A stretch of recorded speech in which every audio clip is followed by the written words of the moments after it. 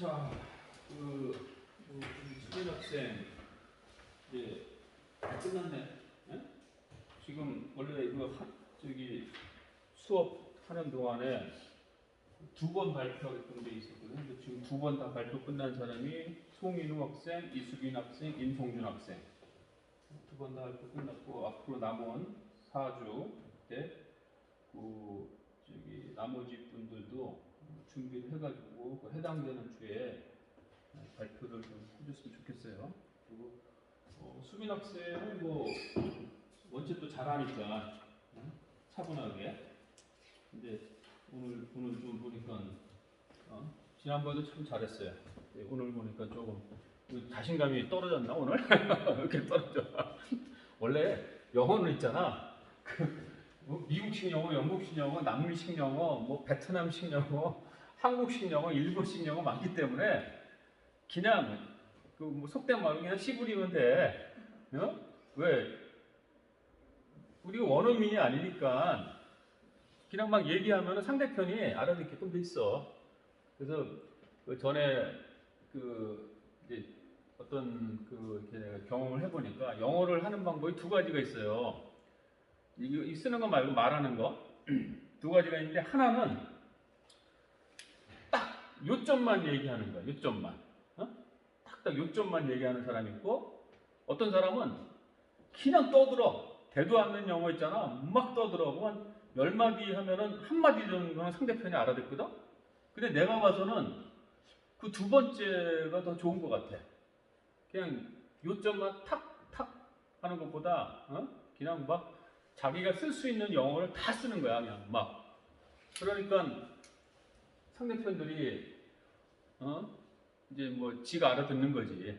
그래서 뭐 영어는 영어뿐만이 아니고 어떤 어학은 다 자신감이에요. 자신감을 하면 될 겁니다. 자, 지난 시간에 수업을 할 때 이걸 이제 빼놓고 일부러 안 했어요. 자, 이제 이게 우리가 항공산업을 하다 보면은 항상 이 용어가 있어. 이 특수공정이라는 용어가 굉장히 많이 나옵니다. 특수공정. 이 용어는 우리가 알고 있어야 돼. 항상 특수공정.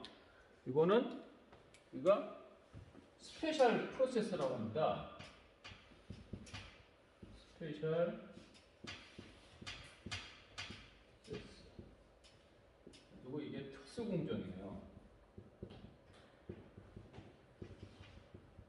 특수공정이라고 하는데 이게 이제 왜 중요하냐면은 우리가 지금 그동안 우리가 생산 시스템에 대해서 이제 나름대로 봤잖아요. 계속 물론 이게 이제 우리가 이제 과목 1, 2가 있는데 지금 현재는 이제 생산의 어떤 전체적인 시스템에 대해서 공부를 하고 있는데 그 생산의 공정이 여러 가지가 있죠. 공부했죠. 뭐 가공 공정도 있었고 조립 공정도 있었고 또 복합재 공정도 있었고 또 얼마 전에 그러니까 이게 지난 시간에 했었던 뭐 표면 처리 공정도 있었고 뭐 도장 공정도 있었어요. 근데 이제 이 스페셜 프로세스라는 건 뭐냐? 예를 들면 우리가 조립을 한다. 조립을 한다. 그러면 뭐 여기다 리벳을 쳐. 그러면은 내가 조립을 하는데 잘못됐다는 게 눈에 보입니다. 착 보면은 잘못됐네. 그럼 이건 눈에 보여. 이게 왜 잘못됐지? 내가 리벳을 똑바로 안 친 거야. 그러니까 원인은 작업자 아니면 장비야. 공구. 또 기계 가공을 한다고 칩시다. 기계 가공. 여기도 이제 어떤 장비로 뚫든지 뭐 가공을 해. 예를 들어 구멍을 뚫는다 칩시다. 구멍을 뚫는데 봤더니 구멍이 도면하고 틀려. 이거는 뻔하잖아. 원인이 작업자가 이 불을 뚫을 때의 어떤 힘과 그렇지 않으면은 여기서 나타나는 드릴 비트 이런 것들이 잘못돼 가지고 원인을 알 수가 있어요. 그래서 이제 그 어떤 결함의 일반적인 공정들은 결함의 원인이 아주 단순해. 원인이 굉장히 단순하고 또 찾기도 좋아. 금방 찾을 수가 있어. 결함 원인을 쉽게 또 찾아낼 수 있어요. 그래서 이렇게 일반적인 공정들은 그렇게 하는데 이 특수 공정은 이게 쉽게 찾아낼 수가 없어. 이게 어디서 잘못됐는지를 확인을 할 수가 없는 공정들이 우리가 속칭 스페셜 프로세스라고 해요. 예를 들면은 여기 이제 몇 개 예를 해놨잖아요. 열 처리, 표면 처리, 페인트, 용접, 비파괴 검사, 샤피닝 이런 것들이 대표적인 특수 공정을 했는데 열 처리를 한번 봅시다. 열 처리를 이거를 열 처리를 한다고 칩시다. 열 처리를 표면 처리다. 표면 처리 지난 시간 배웠기 때문에 표면 처리 한다 칩시다.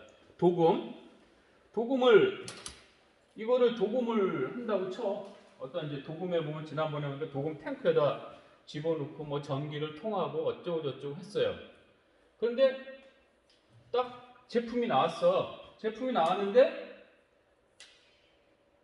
결함이 발견됐어. 그러면 이 결함의 원인을 단순하고 쉽게 찾을 수가 없어요. 이 특수 공정들은. 그랬고 또 예를 들면 또 페인트다 그러면은 페인트 촥촥촥 했어. 어디에? 그치. 여기에 하여튼 이런 벽 같은 데다가 페인트를 했어. 그러면 페인트가 벗겨지는데 이 원인이 우리가 이제 경험상 원인이 굉장히 많아요. 한 100가지 정도 될 수가 있어. 이 페인트의 벗겨지는 원인이. 그러니까 어떤 특정한 결함의 원인을 잡기가 상당히 힘든 게 이러한 스페셜 프로세스야. 자, 어떤 공정을 수행을 하잖아요. 그러면 이 공정의 수행 요소가 굉장히 많아. 1번부터 시작해서 2번 해가지고 쫙쫙 해가지고 무한대까지 갈 수가 있겠지. 이 공정 수행 요소가 있는데 이 공정 수행 요소들이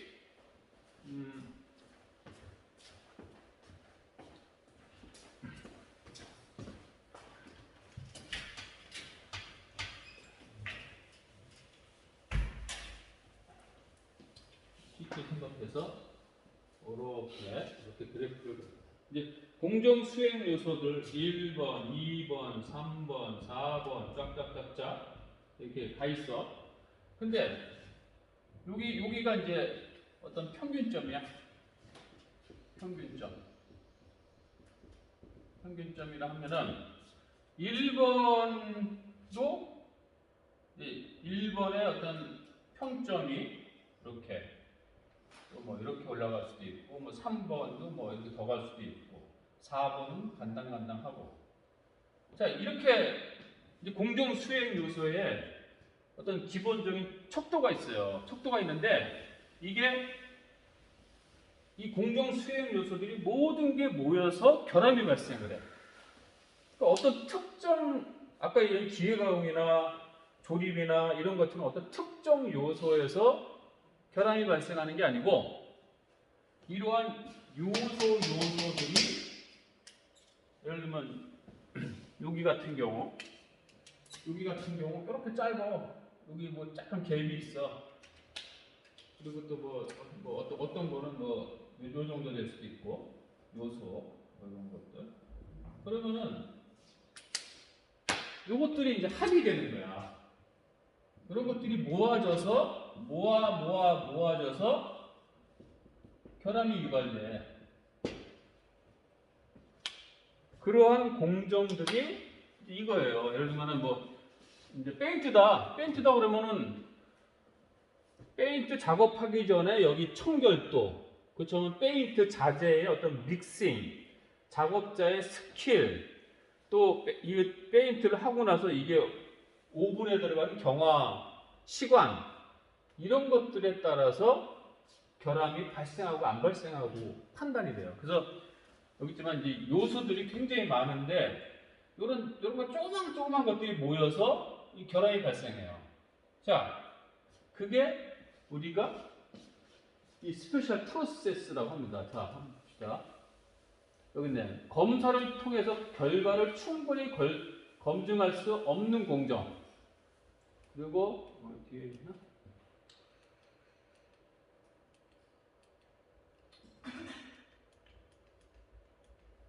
그래서 이것들을 이 요소들을 어떻게든 평균점보다 높여만 줘야 돼요. 그래서 이 요소들이 뭐냐?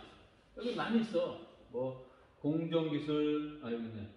뭐 기술자료, 교육, 승인, 설비. 그러니까 굉장히 많은 요소들이 들어가는 게 특수공정이에요.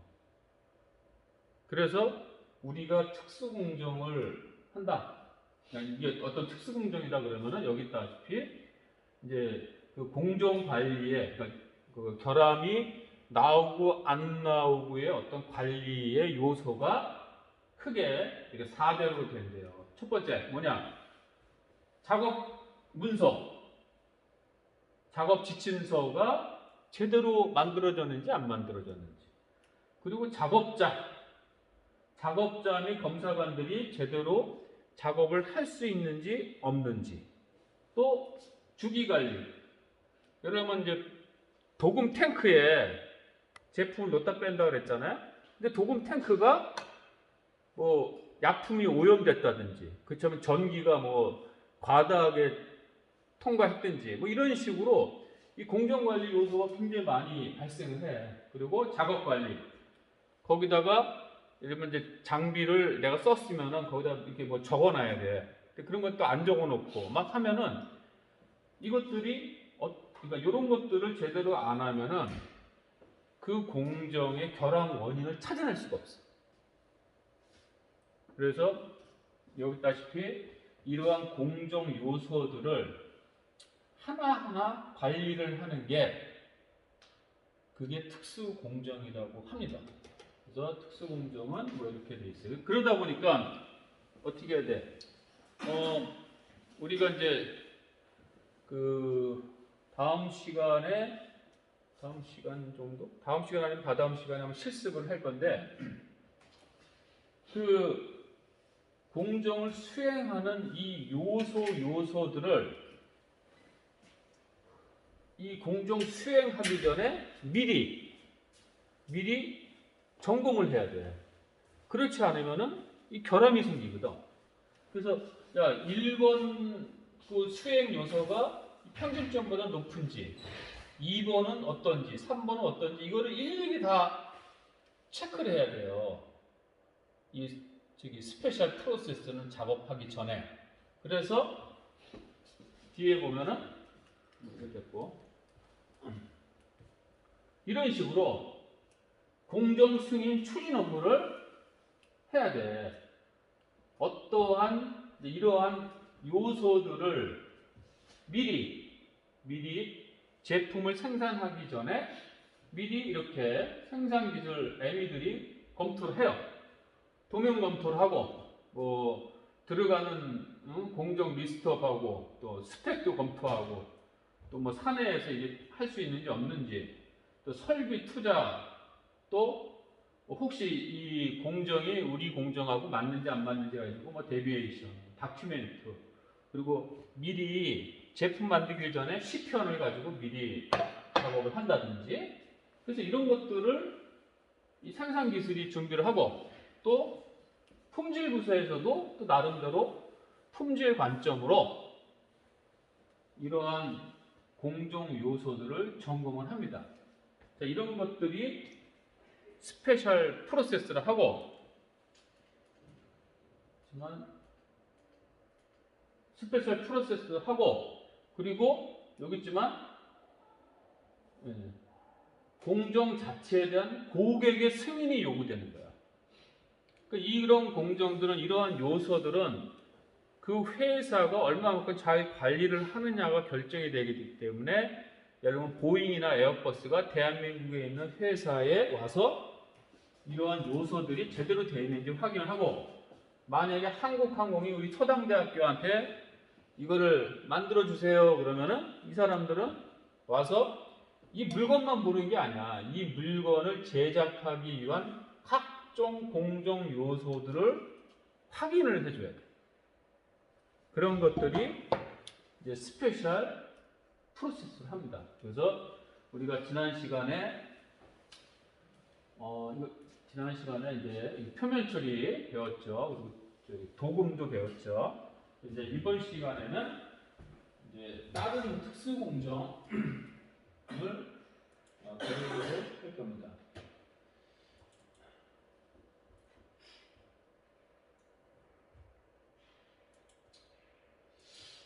자, 이게 이제 이것도 이제 특수 공정이에요. 특수 공정. 그래서 오늘은 이제 이거 말고도 이제 선정을 해버려. 내가 고객이야.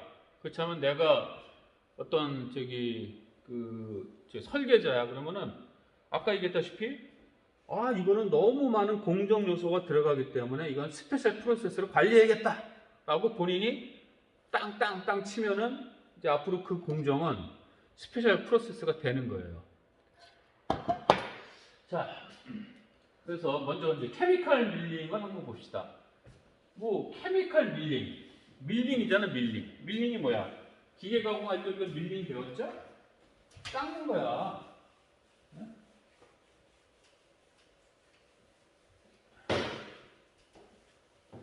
이 제품을 깎는 게 밀링이야. 그런데 뭘로 깎냐? 케미칼, 화학적 처리로 깎아버립니다. 그것이 케미컬 밀링이라고 해요. 케미컬 밀링. 자, 여기 있네. 가공이 어려운 3차원 형상의 제품을 화학 용액의 부식력을 이용하여 두께 가공을 수행하는 공정으로 캠밀이라고 칩니다. 케미컬 밀링, 캠밀. 자,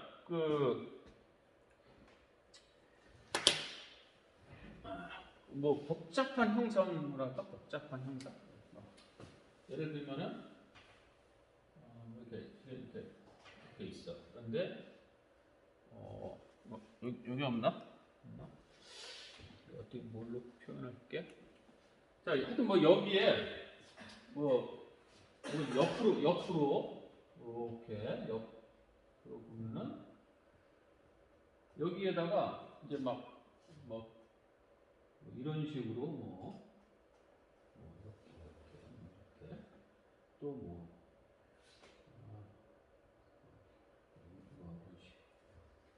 이런 식으로 이런 식으로 해서 이제 이 제품을 이렇게 깎아야 돼. 그런데 우리가 일반적인 기계 가공을 한다고 쳐봐요. 기계 가공을 이렇게 깎아내면은 얼마나 힘들겠어. 그죠? 생각을 해봐. 여기 저 옆방에 좀 하면서 이 깎는 게 보통 일이 아니잖아. 그러니까, 이 깎는 게 힘들다. 그러니까 어떻게 하냐면은, 이게 이제 케미컬 밀링의 원리인데,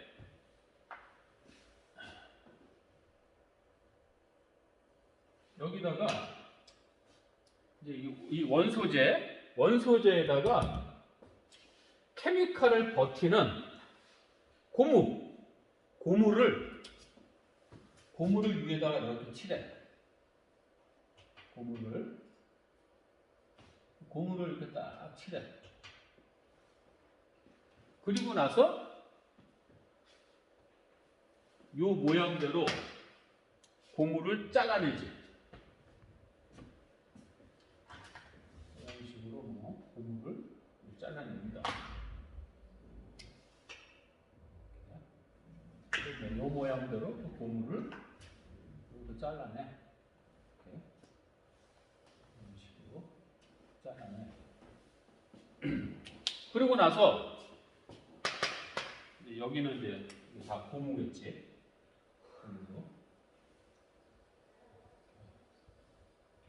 잘라내가지고 이거를 화학약품에다 그냥 담궈버려. 저기 화학약품 들어가 있는 탱크 수조에다가 그냥 탁 담궈버려. 그러면은 이제 이 화학약품들이 막 이 알루미늄이지, 알루미늄인데 뭐 화학약품들이 덤벼들지. 네. 그러면은 이제 이 고무 있는 데는 이 화학약품에 덤벼들지 않을 거 아니에요. 그게 이제 이거야. 그렇죠? 화학적 결산. 알루미늄이 우리 중에 알루미늄이잖아. 알루미늄을 NaOH 이 용액에다가 담궈버려. 담궈버리면은 알루미늄이 가성소다 용액과 반응해서 요게 반응해가지고 부식작용이 일어나고 수소가스가 발생하면서 막 부글부글 끓으면서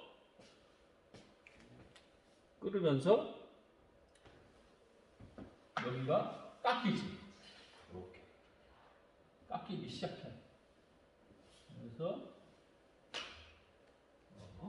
이런 식으로 깎이지.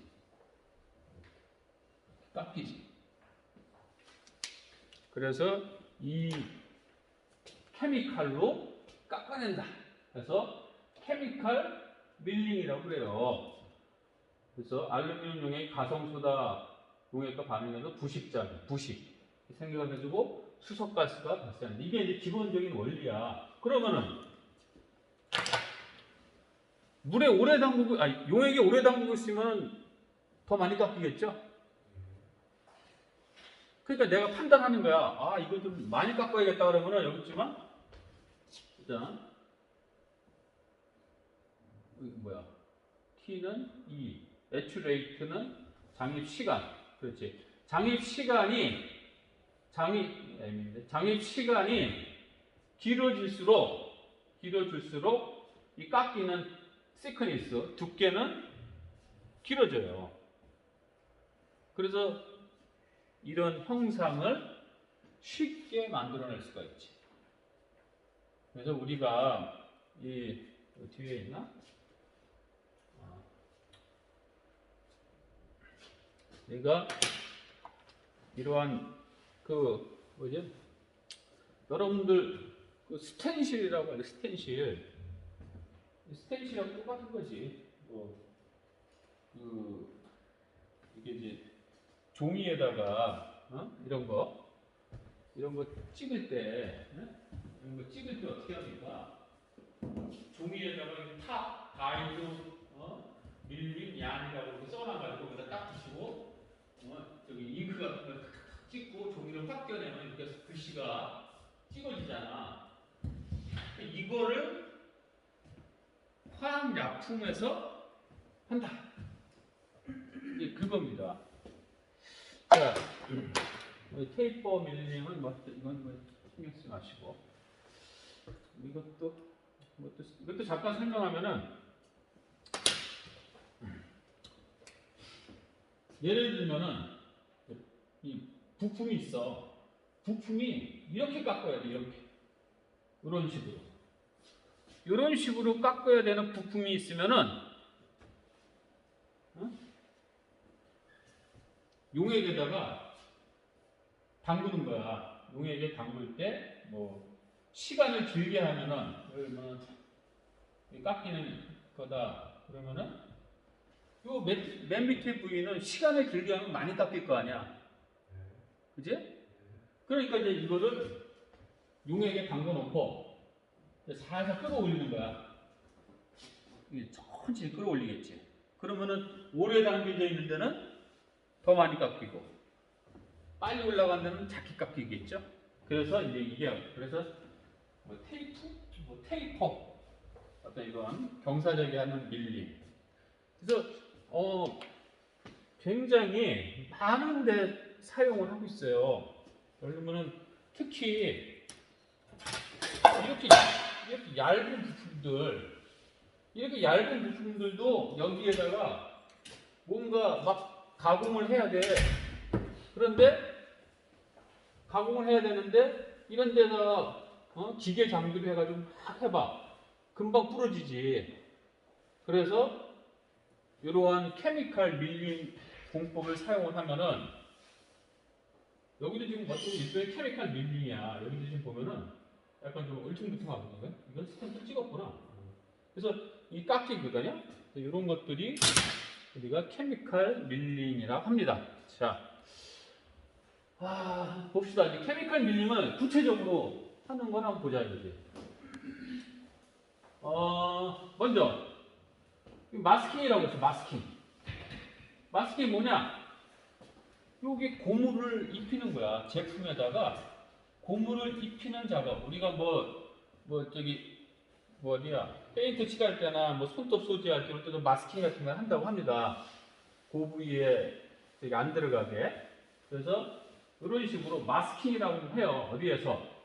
마스킹 탱크에다가 이 알루미늄 부품을 딱 집어넣다 빼. 그러면 이런 식으로 알루미늄에다가 쉽게 얘기해서 이 고무가 이렇게 덕지덕지 붙어 있어.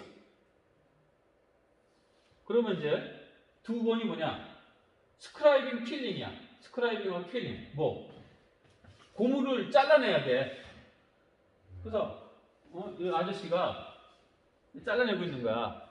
고무를 이렇게. 물론 막 잘라내진 않겠죠? 도면에 나온 대로 도면에서 이렇게 잘라내세요라고 얘기를 하겠지. 그래서 이제 그거에 따라서 이 아저씨가 이렇게 잘라내. 그래서 고무를 잘라낸 다음에 이거를 이제 이 탱크에 집어넣기 전에 여기다가 래킹이라 해가지고 탱크에 집어넣는 랙에다가 이 잘라낸 부품을 장착을 해서 케미칼 탱크에다가 집어넣습니다. 집어넣게 되면은 거기서 이제 아까 얘기한 가성소다하고 결합을 해서 수소가 나오면서 이러한 산화물 90자력이 발생해서 이것들이 제거가 됩니다. 그렇게 되면은 이런 식으로 나와요.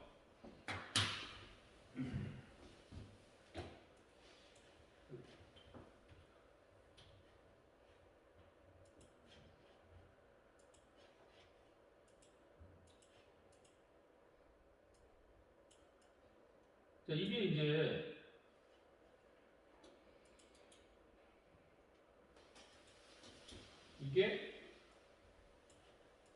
이렇게 이제 고무에 묻힌 거를 잘라내지.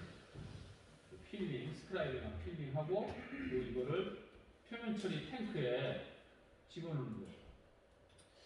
자, 한번 볼까? 여기 있네. 이게 이제 이렇게 된 거다. 자, 이제 고무를 잘라냈어. 잘라내가지고 이거를 표면 처리 탱크에 담갔다 빼. 담갔다 빼면은 마지막에 이런 식으로 고무를 빼고 나면 이렇게 됩니다. 안에 이렇게 윤곽이 형성이 되잖아요. 여기. 그러면은 어떻게 보면 편하지. 그냥 가공을 하지 않고, 그러니까 기계 가공을 안 하고 표면 처리를 이렇게 집어넣고 당기면은 자동적으로 이렇게 가공이 되니까.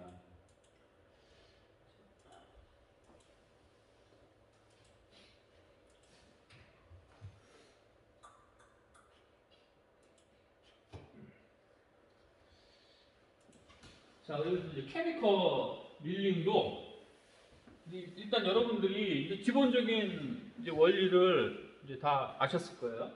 그러면 이 케미컬 밀링의 방법도 여러 가지가 있어. 여러 가지가 뭐냐? 전면 가공하는 거예요. 전면. 전면, 전면 가공하는 경우, 이럴 때는 그냥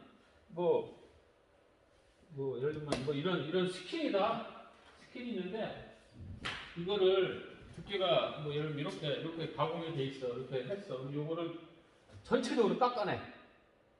근데 이런 거를 생각해봐. 이렇게 된 거를 기계 가공한다고 쳐봐요. 이게 깎이겠나? 그러니까 이런 것들을 이 가성소다 용액에다 집어넣으면 전체적으로 균일하게 깎이겠지. 이렇게 하는 게 우리가 전면 가공이라고 합니다. 그리고 이제 두 번째가 포켓 가공. 이런 식으로 좀 아까 우리가 봤죠? 포켓 가공은 중간중간에 이렇게 여기를 가공하는 거. 이제 포켓 가공은 이제 하는 이유가 웨이트를 줄이기 위해서 하는 거죠. 웨이트를. 이렇게 좀 줄여주면은 그만큼 이 부품이 웨이트가 가벼워질 거 아니야. 부품의 형상은 유지하면서 포켓 가공. 그리고 테이퍼 가공이라고. 테이퍼 가공. 아까 설명했죠. 요거. 이런 식으로 약간 테이퍼를 지게끔 만드는 게 이제 테이퍼 가공. 그 다음에 이제 마지막으로 스택 가공이라고 있어. 이렇게도 가공할 수가 있어. 스택 가공. 여기는 많이 깎이고, 좀 덜 깎이고, 이런 식으로. 이건 어떻게 하겠죠? 똑같이 하겠지? 맨 처음에 이렇게 있어. 그럼 여기다가 맨 처음에 그 러버로 마스킹을 한 다음에 맨 처음에 여기만 잘라내겠지? 그죠? 그리고 나서 좀 있다가 어느 정도 됐을 때 또 그 다음 여기를 잘라내. 그러면 여기는 계속 그 용액에 들어가는 시간이 길어지기 때문에 점점 많이 깎이겠지. 그리고 마지막이 이렇게. 이것도 계산을 해야 돼. 엔지니어들이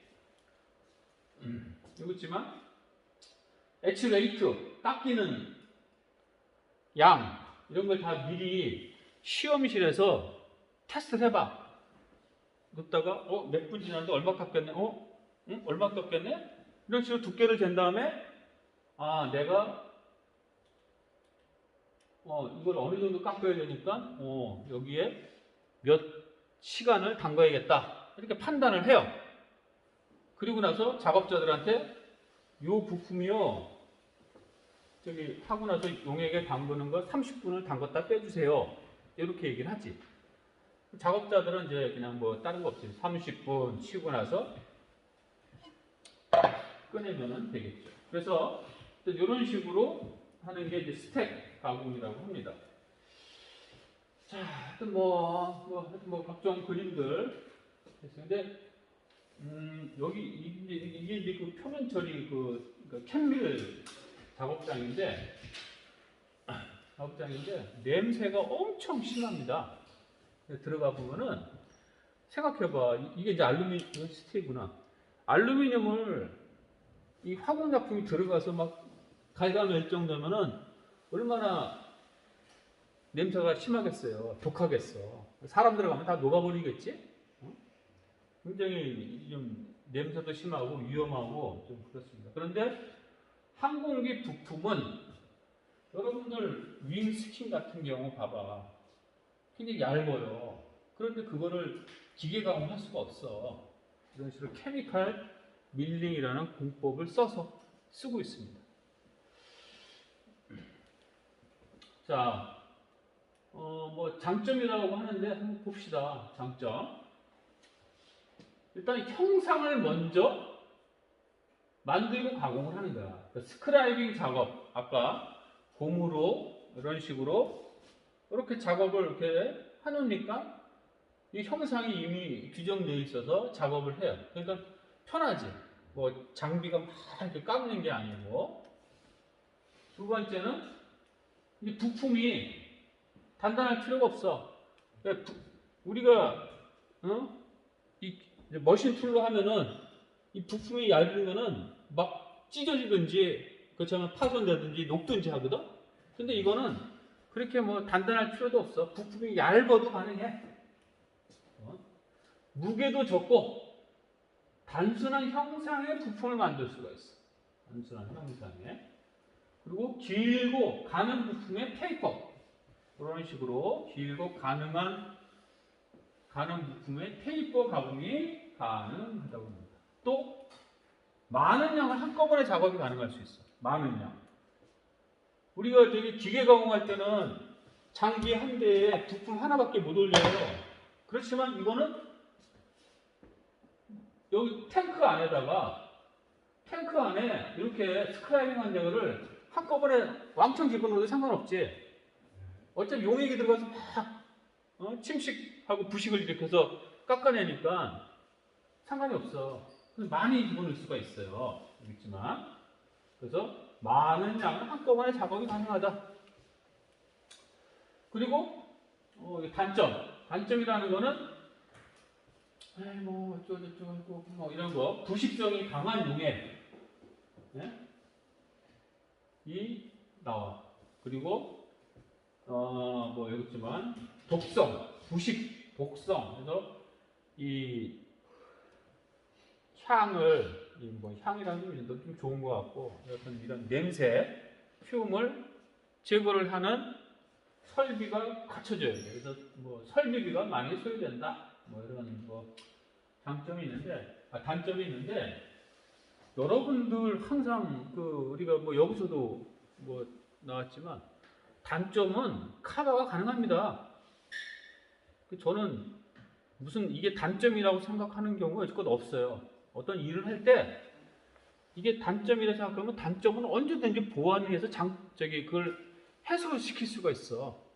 그래서 뭐 단점이라고 이렇게 써 있지만 뭐 크게 뭐 나름대로 이 대기 시설 뭐 이런 거 잘 해놓으면은 암만 부식성이 강한 용액을 사용해도 문제가 없고 또 안전 관리만 제대로 한다고 그러면은 전혀 문제가 없습니다.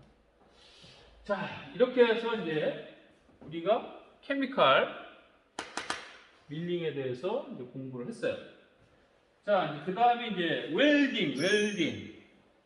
웰딩도 여러분들이 많이 봤죠? 길거리 지나가다 보면 그냥 하고서 막 용접 많이 하죠?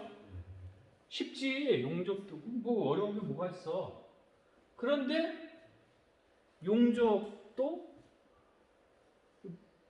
항공산업에서는 특수 공정으로 관리합니다. 스페셜 프로세스로. 왜?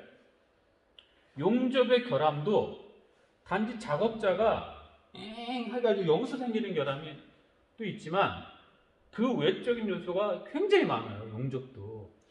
용접기의 어떤 전류 전환 문제, 용접봉의 문제, 또 용접하기 전에 또 클리닝 해야 되거든? 클리닝, 또 작업자, 또 어떤 주변 환경, 또 어떤 모재의 어떤 상태, 그리고 어떤 용접을 할 때의 어떤 그 옆에 치구들, 그렇기 때문에 용접도 우리가 특수 공정으로 관리합니다. 항공에서는. 근데 여러분들 항공에서 용접을 어디서 쓸까요? 항공에서 용접을 어느 부품에 쓸까요? 어느 부품에?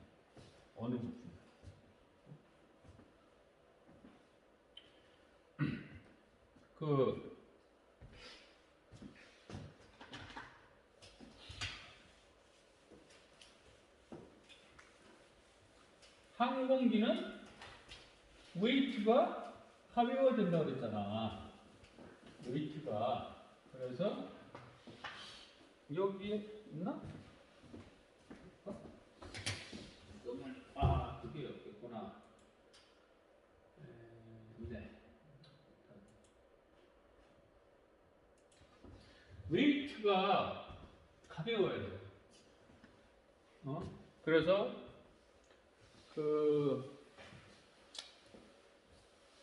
이제 항공기를 설계할 때 이제 내가 회사에 높은 사람이야.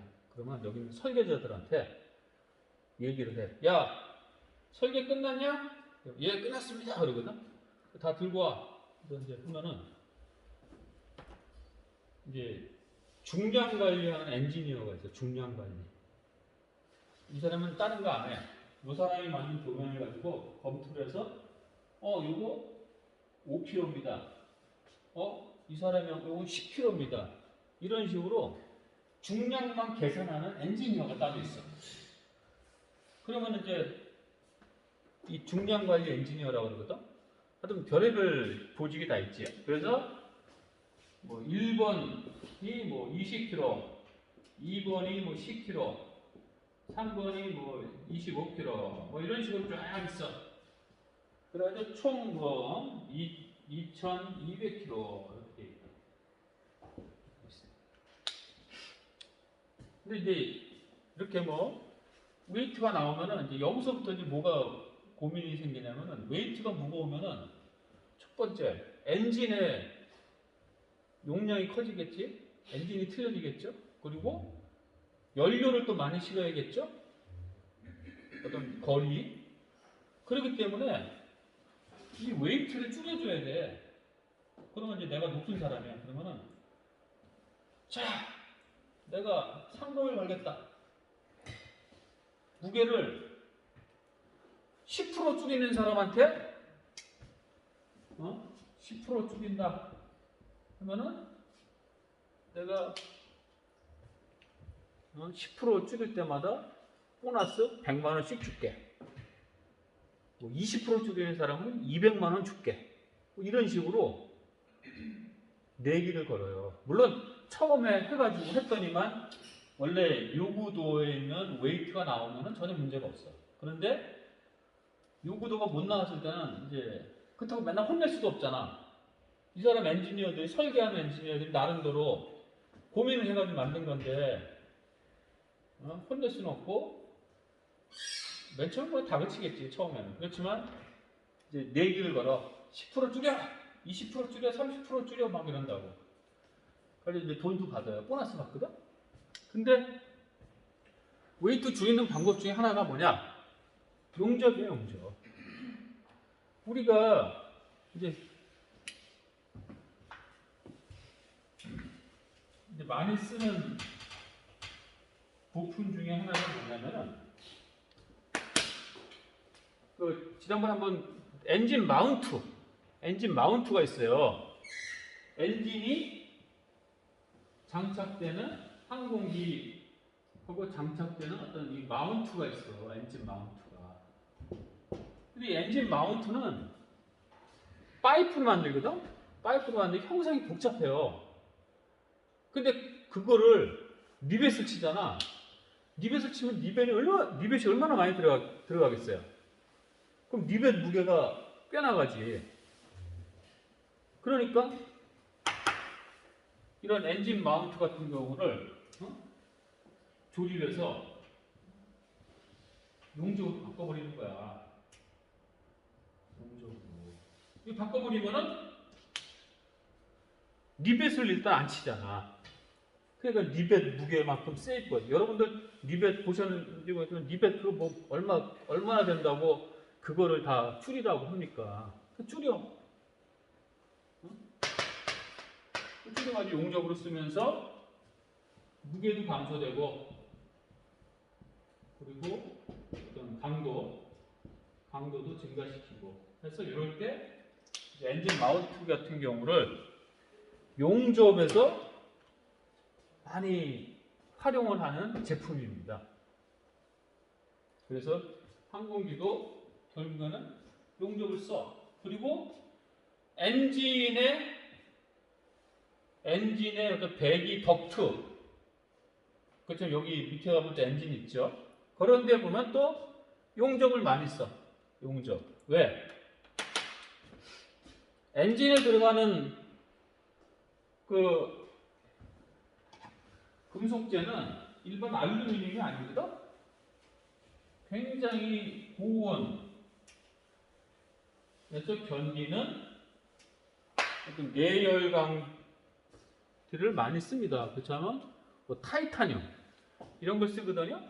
근데 내열강이나 타이타늄 이런 것들은 리벳을 칠 수가 없어. 물론 일부 칠 수 있지만 왜?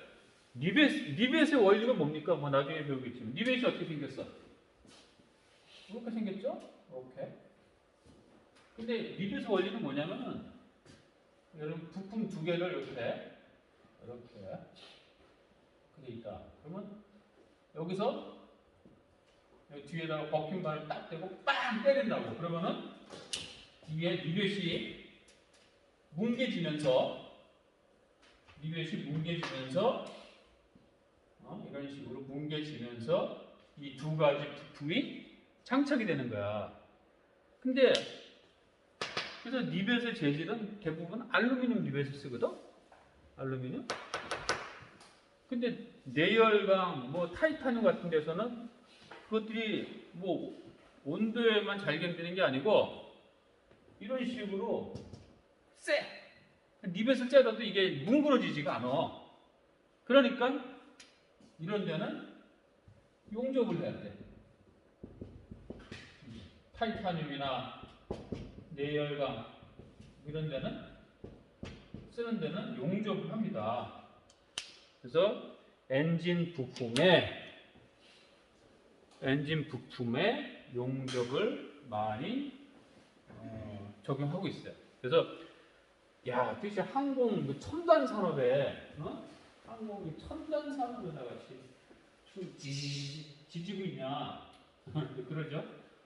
배 같은 경우나 용접하고 자동차도 요즘 뭐 하긴 하지. 이런 식으로 했는데 일단 항공 쪽에서도 기본적으로 용접을 쓰죠.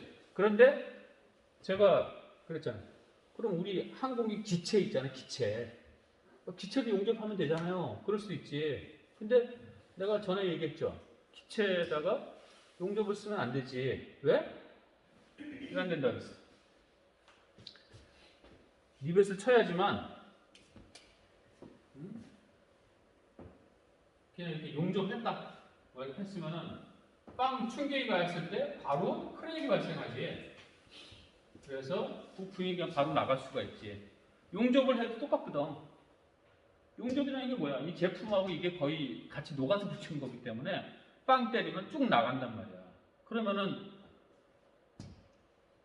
위험하죠. 그래서 용접도 적용할 부위가 따로 있는 거라. 웬만한 데는 이제 대부분 다 리벳을 치지만.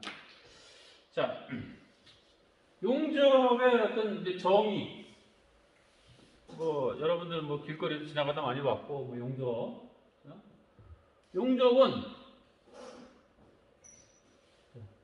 용접될 모재가 예열되어 가지고 유연한 상태에서 모재를 서로 접합하는 것을 말한다. 용접.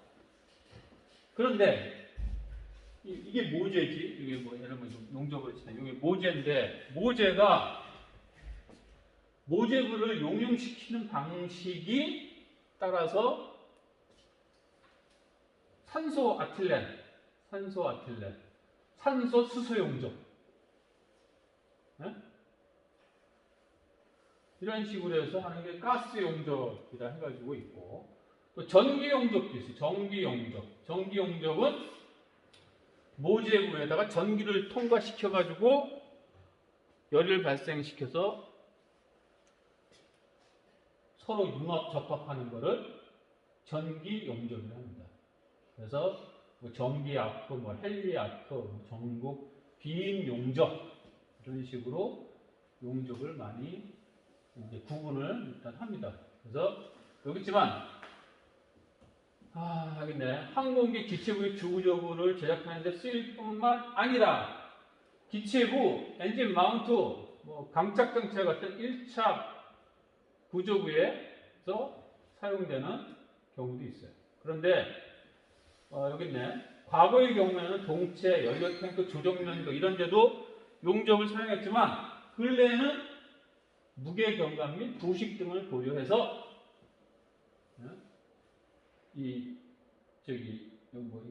본징 접합 방식의 접합법을 쓰고 있다. 그러니까 이게 뭐냐면은 아까 얘기한 물론 이제 용접도 또 여러 가지가 있어. 용접도 이제 용접봉을 써가지고 용접봉을 녹여서 붙이는 방식도 있고 또 그냥 모재를 그냥 서로 녹여가지고 붙이는 방식. 이게 이제 그 얘기를 하는 거야. 전에는 어떤 용접봉을 녹여가지고 붙였지만 뭐 무게경감 부식해가지고 용접봉을 안 쓰고 그냥 이렇게 녹여버리는 거. 물론 더 나아가서는 아까 말씀드렸지만 이것보다는 그 일체형으로 만들고 복합재료로 만드는 경우가 있습니다. 자, 용접의 어떤 장단점을 한번 봅시다. 장점은 자재 절감, 공정수의 감소. 공정수의 감소라는 거는 이런 리벳을 치면 공정이 또 많이 들어가잖아. 그리고 성능과 수명 향상, 수밀, 그러니까 이제 어떤 밀폐가 잘 된다는 그리고 하여튼 뭐 이런 식으로 특성이 있다고 합니다. 근데 단점은 몇 가지가 있어요.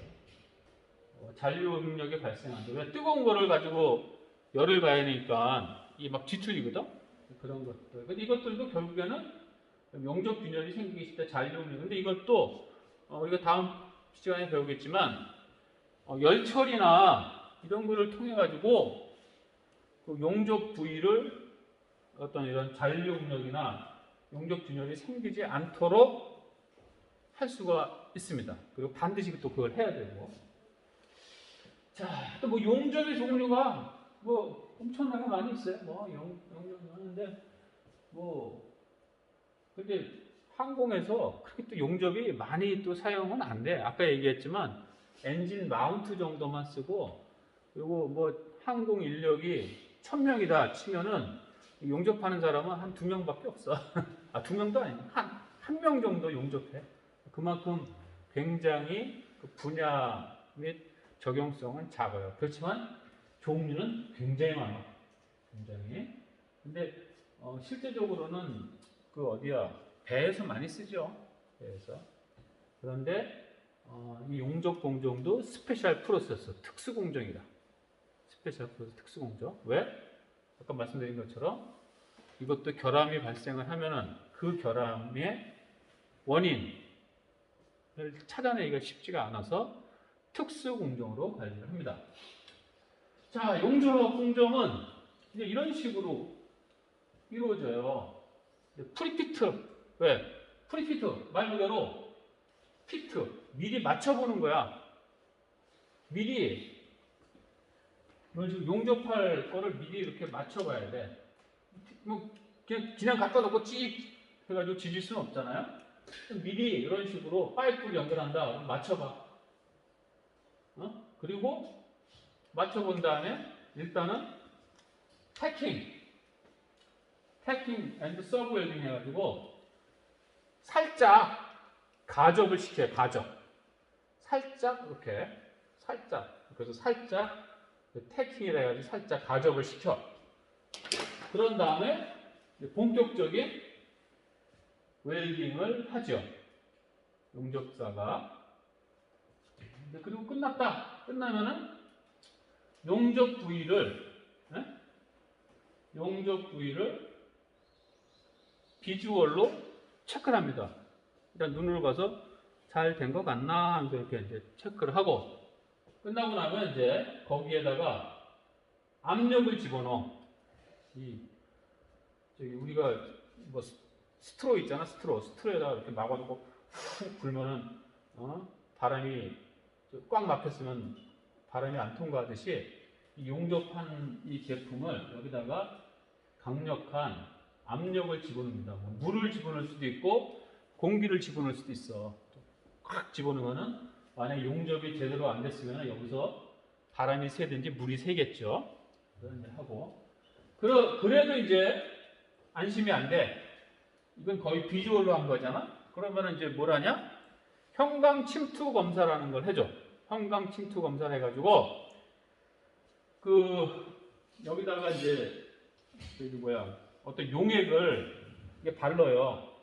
바르고 난 다음에 이 어떤 이런 말 그대로 형광, 이런 형광등 말고 특수한 형광등 가서 특수한 암실 같은 데 가서 이렇게 보면은 이 용액이 침투를 했는지 안 했는지 확인할 수가 있어요.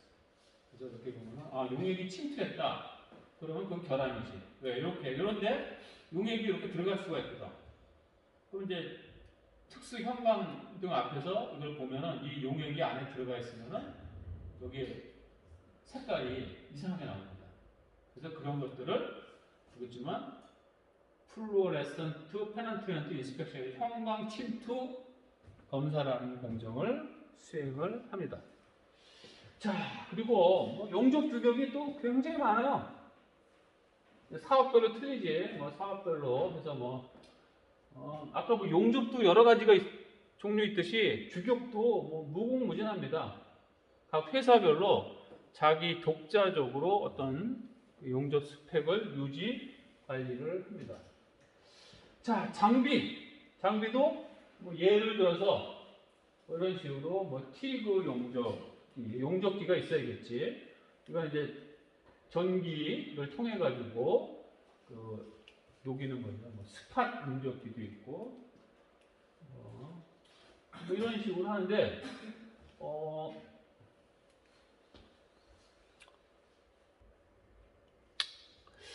자, 용접을 하는데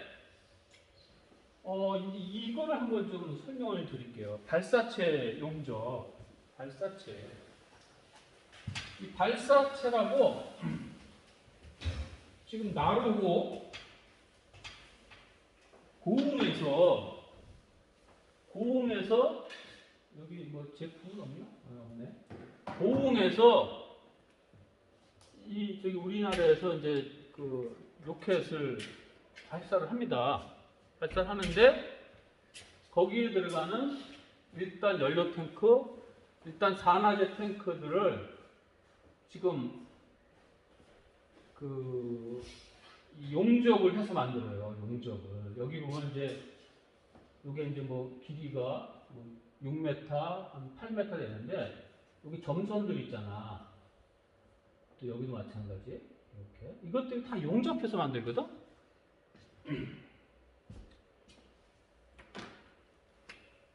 맨 처음에 이렇게 생긴 거, 요 띠, 요거를 똘똘 말어. 이렇게 말아가지고 용접을 해. 이런 것들이 뭐 몇 개냐, 뭐 8개, 9개 되죠. 뭐 하나, 둘, 셋, 넷, 다섯, 여섯, 이런 식으로 이런 것들을 만들어. 만들고 나서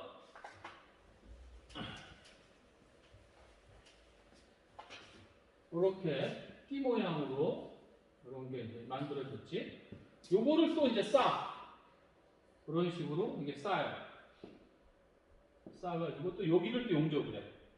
이렇게 용접. 근데 이제 이게 용접이 이제 왜 중요하냐면은 뭐 이런 식으로 해서 뭐 생겼었지. 이게 우주로 날아가거든. 우주로 날아가서 우주에서 여기 있는 연료 탱크, 산화제 이런 것들이 그 각 엔진이나 이런 쪽으로 공급을 하거든요. 근데 우주라는 거는 압력이 어떻게 돼 있어요? 없잖아. 그러니까 이 탱크 안에 있는 이 압력, 이 바깥으로 이렇게 뻗칩니다. 뻗치는데 용접이 제대로 안 되다든지 균일하게 안 되면은 폭발이 생겨요. 폭발. 그래서 여러분들 보면은 로켓이나 이런 거 쏠 때 보면 갑자기 슉 올라가도 어느 정도 올라가 뻥 터지는 이유가 이러한 것들이야. 이런 것들이 용접이 똑바로 안 되면 터져. 그리고 북한에서 만든 뭐 ICBM 이런 것들도 이렇게 용접을 해서 만들어요. 그래서 이제 대한민국에서 지금 발사하려고 하는 나로에 들어가는 이 탱크를 지금 그 우리나라에서 용접을 했거든. 그런데 이 용접기가 사람이 못합니다. 이 다이아가 몇 미터야? 다이아가 3m 50이라 3.5m야. 3.5m면 몇이야? 엄청난 거란 말이야. 이렇게 큰 이거 더 크지? 이만한 거를 용접을 해야 되는데 사람이 못합니다. 그래서 용접기, 자동 용접을 써요. 기계가 쫙 돌면서 자동으로 용접을 해주거든. 근데 그 자동 용접기지만 얼마만큼 균일하게 용접을 해야 되는지 이게 상당히 키거든. 근데 그 용접기가 어디 거냐? 중국 거예요. 중국이 기술이 좋거든. 왜? 중국은 이미 대륙간 탄도미사일 로켓을 쌓아 올린 나라야. 그러다 보니까 그 중국의 기술이 좋거든.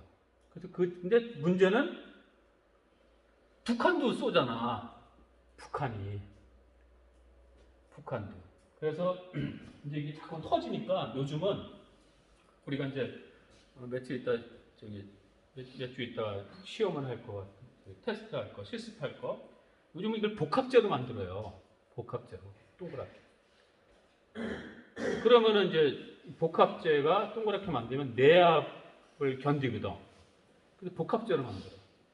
근데 항상 이게 북한이 어떤 열병식 할 때 ICBM의 대륙간 탄도미사일 딱 보고 있으면 정말 우리나라는 이제 이런 거 동글뱅이 이제 용접하고 있는데 걔들은 저런 걸 가지고 무슨 로켓을 몇 번씩 발사하고 평양에서 발표해서 동해에 떨어뜨리고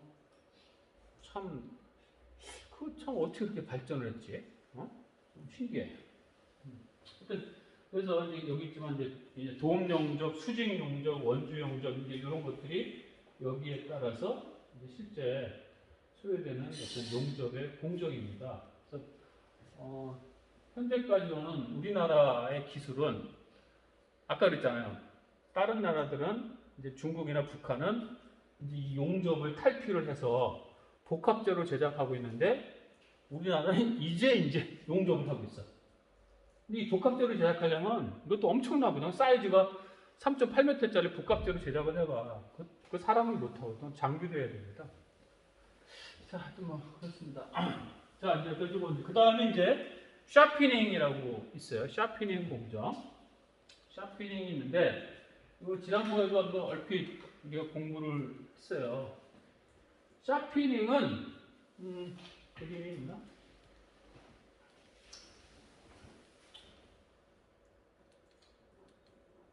샤피닝은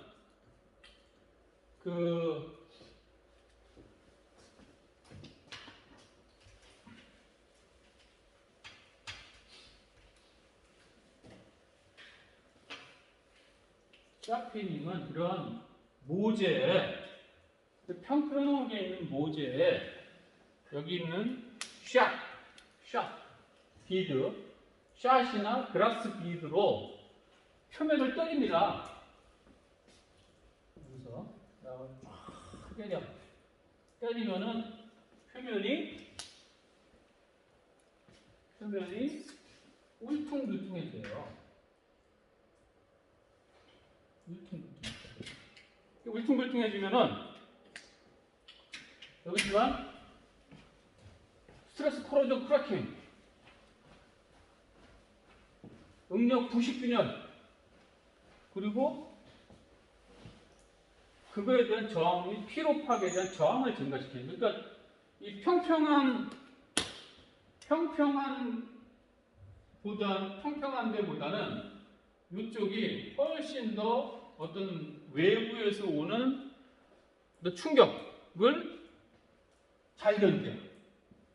여기가 왜? 이제 단면적이 일단 넓어져. 그러니까 그만큼 버티는 힘도 세집니다. 그리고 피로라는 거는 응력 부식이라는 거는 표면에 이거는 이제 금속학적으로 어떤 그 금속의 어떤 내부에 그 어떤 힘이 들어가서 발생하는 부식이고, 이건 피로인데 피로라는 거는 계속 이렇게 떠는 거거든. 떠는 게 반복적인 힘이 가야지 피로라. 이렇게. 근데 이런 것들이 그냥 이렇게 맨들맨들한 면에서 이렇게 해서 버티는 것보다는 약간 이게 울퉁불퉁한 게 잘 버텨줘요. 그래서 이런 것들을 인위적으로 표면에 이렇게 만들어 버리는 거야. 그러면은 그 제품의 어떤 그 내구성이랄까 이것이 향상이 됩니다. 그래서 그렇게 하기 위해서 하는 게 샤피닝이야. 샤피닝. 그래서 대상 이런 장점이 있습니다. 자, 이제 이런 저건데 뭐 우스갯소리로 이제 많이 표현하는 게 뭐냐면 우리가 사람을 여기 톡 때리잖아. 혹이 튀어나오잖아. 혹이. 이걸 때리잖아. 때리면은 옆에서 이렇게 보면 여기 있어요. 스킨이. 이쪽에서 때리면은 요게 파트가 이렇게 돼. 이런 식으로. 이렇게 바뀝니다. 왜? 많이 때리다 보니까 표면적이 늘어나잖아. 표면적이 늘어나니까 이제 이쪽이 힘이 해가지고 약간 이렇게 기울어요. 그래서 또 여기 있지만 핀포밍이라는 거죠. 핀포밍. 포밍을 하는 거야. 포밍. 이렇게 생긴 파트를 때려서 이렇게 약간 포밍. 약간 형상을 갖게끔 만들어줘요. 특히 어디에? 항공기 윙 스킨이나 항공기 동체를 이렇게 때려가지고 이런 식으로 만들어요. 이렇게 만들어버리면은 아까 얘기한 그 응력 부식균열이나 또 진동에서 계속 생기는 그 피로의 방지를 합니다. 그래서 그런 게 있어서 이 샤프닝이라는 공정을 수행을 합니다. 물론 이것도 내가 수행을 하겠습니다. 이걸 하는 게 아니고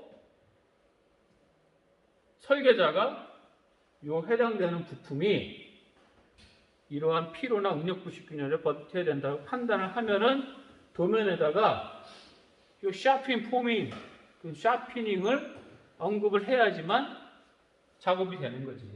이런 것들이 소요가 되고 안 되고의 판단은 설계자가 하는 거예요. 설계자가. 자, 장비가 뭐 여러 가지가 있어요. 뭐 일단 기본적으로 대형품들은 여기 있지만 이렇게 이 안에 때리는 기계가 있어요. 그래서 이것들이 이렇게 큰 부품들이 이렇게 밀고 들어가서 때립니다. 쫙 때리고 여기도 마찬가지에 이거 눕혀가지고 또 집어넣는 장비도 있고. 자, 그래서 뭐 이렇게 샤프닝을 합니다. 샤프닝 포밍이 어떤 스펙이면 뭐 각종 저거고. 그리고 이제 이렇게 윙 스킨 같은 경우 이런 식으로 또 샤프닝을 때립니다. 근데 오늘 둘째, 아까 케미칼 릴링 할 때 용액이 안 들어가도록 마스킹을 한다고 했죠? 샤프닝도 마스킹을 해요. 특정 부위를 때리고 싶지 않으면은 이런 식으로 마스킹을 해버려. 그러면은 만약에 이렇게 마스킹 안 되면 때렸어. 그러면 파트가 어떻게 되겠어? 파트가 어떻게 될까요? 마스킹을 하고 샤프닝을 때렸다. 샤프닝을 했다. 그러면은 극단적으로 얘기하면은 파트가 어떻게 되냐면은 여기는 고무가 딱 버티고 있잖아. 여기 파트가 이렇게, 여기는 이렇게 되고 나머지는 이렇게 되겠지. 그죠? 이렇게 되겠지. 이렇게 해가지고 또 샤프닝이 필요하지 않은 부위는 이런 식으로 여기 보면 마스킹이라는 공정이 있습니다. 마스킹을 해줘야 돼요. 자, 그렇게 하고, 그래서 이렇게 해서 이제 샤프닝 공정도 있는데, 샤프닝도 특수 공정이죠. 왜? 너무 많은 변수가 있어. 이것저것 공정해 보면은 이것저것 하고 또 그 중에 또 재밌는 거는 여기 있잖아. 샷 사이즈. 이 때리는 거. 여기 나오는 샷볼이 또 오염됐는지 안 됐는지, 샷볼 사이즈가 균일한지 안 균일한지, 샷볼의 사이즈가 또 큰지 작은지 이러한 여러 가지 변수가 있어가지고 만약에 했는데 나중에 검사했더니 이건 검사를 어떻게 하냐면은 현미경을 가지고 딱 이렇게 쳐다봐 가지고 이렇게 구멍이 아니고 이제 찌그러진데 요거를 이제 개수를 세어 가지고 이게 전체 면적의 몇 개가 두들겨 맞았구나 이런 거를 잽니다. 이런 것들은 처음부터 아까 얘기했지만 어떤 변수가 여러 가지가 있는 거야. 어떤 샷의 사이즈, 뭐 이런 것들. 그렇다면 뭐 인텐서티라 해가지고 이게 이제 때리는 강도거든. 때리는 강도가 몇으로 때렸는지에 따라서 이런 것들이 합격이냐 불합격이냐가 판단이 됩니다. 그런 것들이 우리가 이제 특수공정으로 관리해야 되는 이유예요. 이유. 자, 그 다음에 이제 마지막으로 열처리입니다. 열처리를 우리가 여러분들 열처리를 어디서 많이 들었나요? 용어가? 열처리 용어라는 걸 들어보셨는지 모르겠네요. 열처리. 제일 쉽게 들리는 게 뭐냐면 있잖아. 자동차 수리할 때 저거 하거든? 페인트 하잖아? 그 마지막에 그 아저씨가 그러지. 열처리 해드릴게요. 그런다고. 열처리. 그게 뭐냐면 다른 것도 아니야. 열처리 한다는 게 뭐냐면은 페인트에다가 열을 가해가지고 페인트의 어떤 내구성을 좀 더, 그러니까 좀 딱딱하게. 경화하고는 별개야. 경화는 경화대로 하고 난 거 열처리를 해가지고 좀 딱딱하게 만드는 거. 그런 걸 열처리라고 하는데 이제 우리가 이런 제작 용어에서 열처리는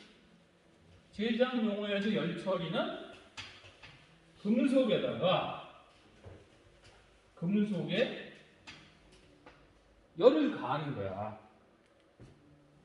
열처리. 소재에 필요한 성질을 부여하기 위해서 소재를 가열, 히팅, 유지 및 냉각시키는 행위. 제가 대학 전공이 금속입니다. 금속인데 이 금속공학과를 나온 사람은 이 금속이 살아있다고 합니다. 살아있다. 금속공학을 전공한 사람은 이 금속은 살아있어요. 이 안에 원자,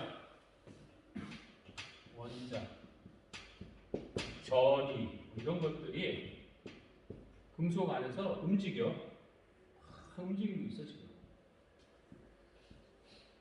이제 이거 움직이다 보면 예를 들면은 이 금속이야. 이 금속을 이렇게 굽혀 이렇게 굽히잖아.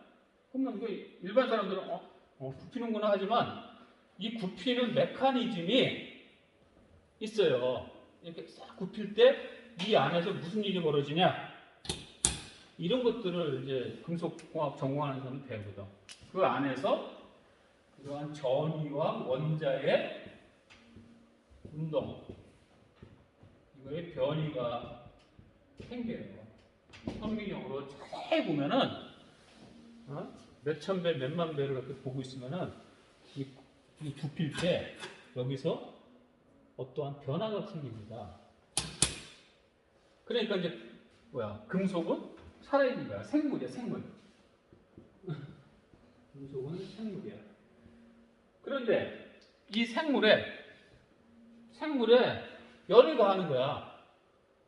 열을 가하면은 우리가 일반적인 음식도 열을 가하면은 딱딱해지고 뭐 또 열을 식히면은 열을 가하면 물렁물렁해지고 식히면 딱딱해지잖아. 똑같아. 금속도 이 안에다가 열을 가하잖아. 그럼 이 원자나 이런 전이라는 것들이 지 안에서 막 이합 집산이 벌어져. 뭐 붙었다가 떨어졌다가 막 이런 식으로 막 하는데 그 시점에 예를 들면은 붙었어. 철이다 그러면 Fe2하고 탄소가 어느 순간에 열을 가했더니만 이것들이 서로 딱 붙었어. 그럼 그때 있잖아. 빨리 냉각을 시켜버리는 거야. 찬물을 확 부어버리잖아. 그러면은 이게 결합되어 있다가 떨어질 시간도 없이 그냥 딱 붙어 있어. 이런 식으로 이제 어떤 이제 미리 테스트를 많이 했어. 이렇게 했을 때 이렇게 붙으면은 요거는 이 버티는 힘이 좋아지고, 또 이렇게 해서 붙으면 이거는 이 당기는 게, 그러니까 그 당기는 저항, 텐션에 대한 어떤 그 리지스턴스가 좋아지고, 뭐 이런 것들이 이미 이제 금속학자들이 연구를 해서 다 샘플을 만들었어요. 그래서 여기 있지만 가열, 유지라는 거는 100도씨로 온도를 때렸다 그러면 유지를 하는 거야. 100도씨로 2시간만 있으면은 이게 확 붙어버려. 그리고 요거를 그냥 찬물에 확 견디면은 냉각을 시켜버리면은 뭐 어떤 특성이 벌어진다는 거. 이거를 해서 금속의 소재에 필요한 성질을 부여하는 게 열처리예요. 열처리. 그래서 이제 열처리는 일단 기본적인 이제 열처리 작업 절차가 있어요. 이렇게 여러분들 뭐 용어는 뭐 이런 게 있습니다. 이거 이제 이런 용치화 처리, 급냉 처리, 뭐 시효 처리 뭐 이런 거 있잖아요. 이런 것들이 결국에는 이 안에 있는 원자나 전이들이 붙어서 어떻게 활동을 할 건지를 미리 이런 식으로 테스트를 해봐서 이 조치를 취해주는 거야. 각각 공정에 따라서. 취해주고 나면은 이제 여기 있는 소재에 필요한 성질이 부여됩니다. 자, 그러면은 열 처리를 하게 되면은 일단 열을 가야 되잖아. 그럼 제일 먼저 필요한 게 뭐죠? 여기 오븐. 열 처리로가 필요하겠지. 여기다 금속 소재를 집어넣어서 열을 가야겠지. 그리고 옆에는 컨트롤 패널이라고 있어요. 온도를 몇 도씨로 할 건지 조정을 하고. 그리고 열이 어느 정도 올라가고 시간이 어느 정도 유지됐을 때, 야, 빨리 이거 굳히자. 그러면은 뚝딱 떨어뜨려서 여기다가 펜칭 탱크 물에다가 확 떨어뜨려가지고 그 붙어 있는 게 그대로 멈추게끔 해주지. 그게 이제 이런 식으로 열처리 장비의 어떤 이 시스템 구성도가 이렇게 돼 있어요. 근데 말은 내가 이렇게 썼지만 왜 이게 특수공정이냐? 이거 어떻게 내가 할 수가 없잖아. 내가 뭐 금속 내부에 무슨 일이 벌어지는지 어떻게 내가 조정을 할 수가 없어. 그것들은 여기 있다시피 온도가 몇 도씨에서 어떻게 되는지 이런 것들. 그리고 냉각. 여기 펜칭 탱크를 물이라고 치잖아. 물이면은 물 온도가 17도냐, 10도냐, 20도냐에 따라서 이것들이 유지가 되냐, 안 되냐, 이런 것들을 판단할 수가 있거든. 그래서 각각의 모든 요소들에 대해서 점검을 해주게끔 돼 있어요. 그래서 특수 공정이라고 합니다. 자, 열처리로 이제 크지? 왜? 항공기 들어가는 부품들이 크잖아. 그러니까 이제 이게 큽니다. 뭐 이것도 사이즈가 뭐 굉장히 커요. 그리고 이제 시어 처리라 해가지고 뭐 아까 소킹하는 그런 장비들도 이렇게 있어요. 자, 그리고 자 이런 식으로 또 있고 뭐 논의 온도 균일 또는 뭐 몇 도고요, 뭐 어쩌고 저쩌고 30분 이내에 설정 온도에 도달해야 되고요, 뭐 이런 식으로 되어 있습니다. 그리고 여기 보면 이제 이런 것들도 있어요. 노가 퍼니스가 이만한 사이즈도 있어. 이만한 사이즈도. 그런데 이 지역의 온도하고 저 지역의 온도가 틀리면은 안 돼. 이게 바로 그거거든. 균일도. 논의 온도 균일도는 플러스 마이너스 5.6도씨가 돼야 된다. 여기가 20도면은 여기는 뭐 21도가 돼야 되고 뭐 저기는 몇 도가 되고 이런 식으로 전체적으로 온도의 편차가 플러스 마이너스 5.6도씨가 돼야 된다. 이런 식으로 규정이 다 돼 있어요. 근데 이거를 다 체크를 해야 돼. 체크를 해서 가끔씩 가서 여기 온도 재보고 저기 온도 재보고 이런 식으로 체크를 해줘요. 뭐 이런 것들 그리고 이제 지금 30분 이내에 전체 온도가 다 똑같이 타겟 템퍼러처까지 올라가야 된다. 뭐 이런 조건들이 있습니다. 자, 그리고 이제 해당되는 설비들이 탱크, 냉장고 있고 열처리 종류가 이렇게 있습니다. 많이 있어요. 용치화 처리, 급냉, 시효, 풀림, 응력 제거 이런 식으로 열처리 종류가 많이 있습니다. 그래서 우리는 그냥 이런 게 있다 정도만 알고 있고 혹시 나중에 현업에 가서 공부를 하게 된다고 하면은 그때는 이제 열처리 또 책이 또 따로 있어요. 열처리 책만 보시면 되는데 항공은 대부분이 알루미늄 열처리야. 근데 일반 제작 업체들, 자동차나 일반 제조업체들은 대부분 스틸 열처리입니다. 스틸 열처리. 그래서 스틸 열처리에 대한 노하우는 항공 분야에 있는 사람들은 그렇게 많지가 않아요. 그렇지만 알루미늄 열처리는 항공 분야에 있는 사람들이 굉장히 노하우가 높습니다. 자, 그래서 알루미늄, 알로이 특징, 이런 거 있다고 치고, 자, 알루미늄의 종류, 이건 또 우리가 알아놔야 돼. 알루미늄은 이런 식으로부터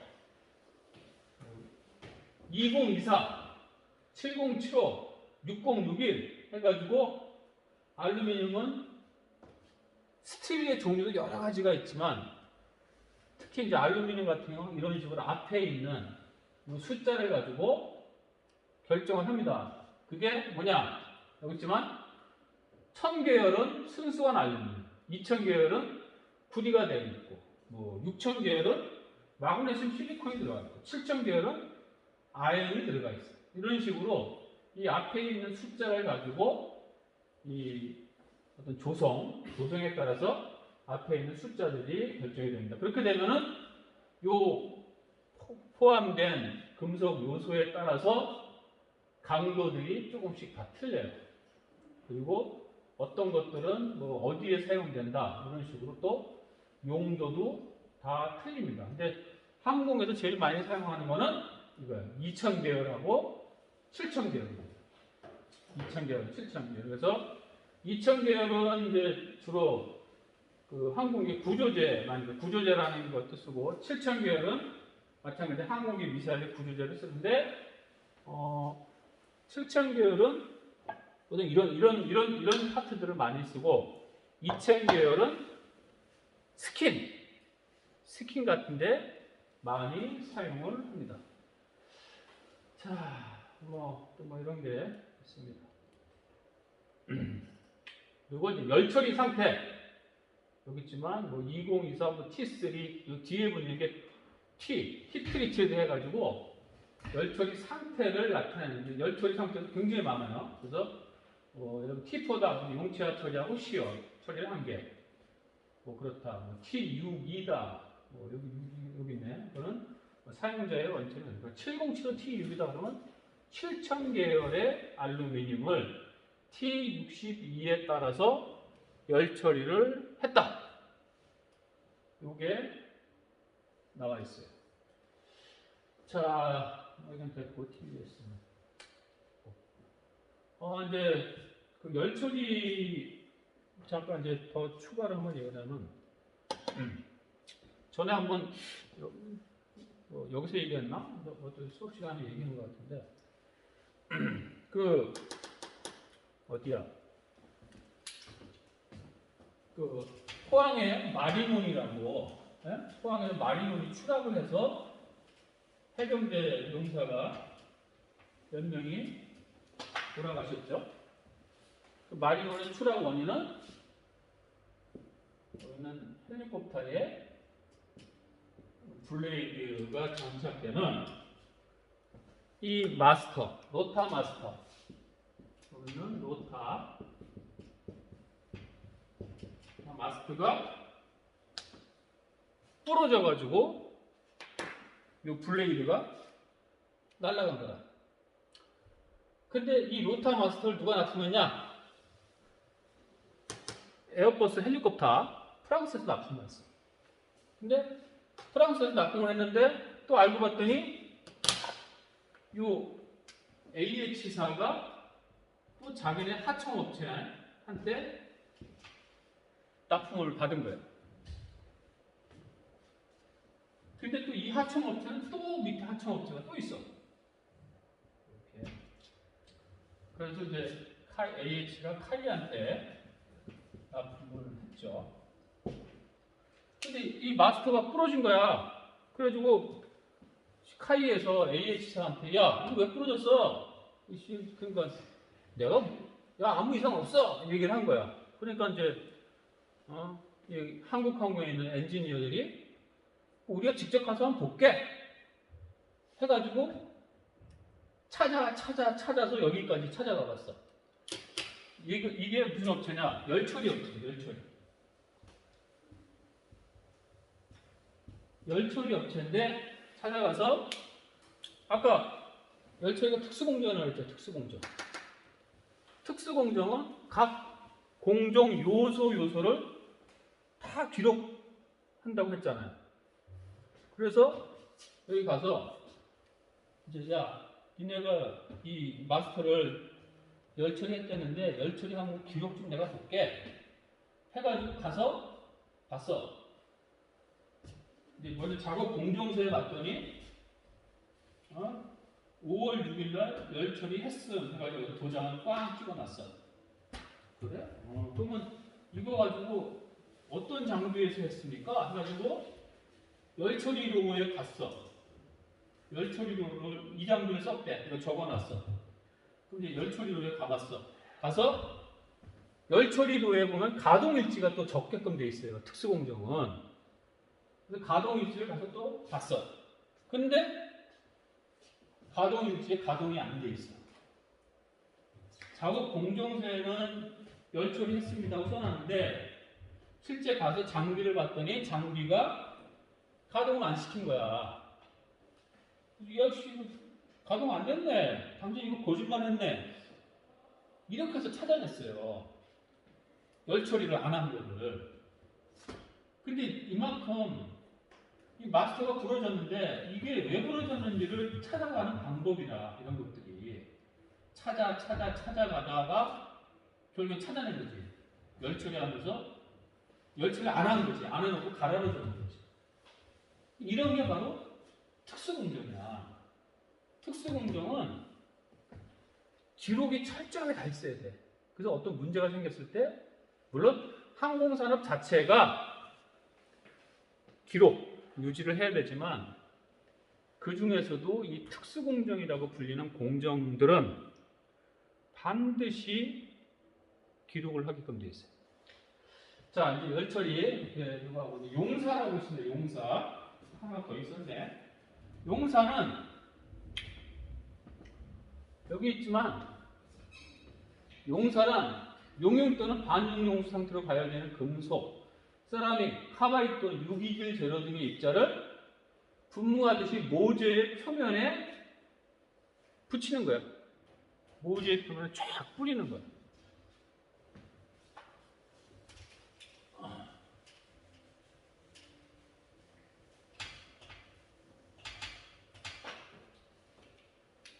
금속이 이렇게 있어요. 그런데 어떤 특정 부위에 특정한 금속의 성질을 만들기 위해서 쫙 저기 있는 반용융 상태의 어떤 물질을 쫙 뿌려. 그래서 여기를 덮어버리는 거예요. 이걸 용사라고 합니다. 용사. 왜? 요게 비싸. 요게 예를 들면 뭐 텅스텐이라든지 좀 이게 히토류 금속들. 이 전체를 이 비싼 금속을 만드는 돈이 많이 들고 또 뭐 무게도 변화가 있고 그러니까 이 표면에다가 이 비싼 금속을 쫙 뿌려. 쫙 이렇게.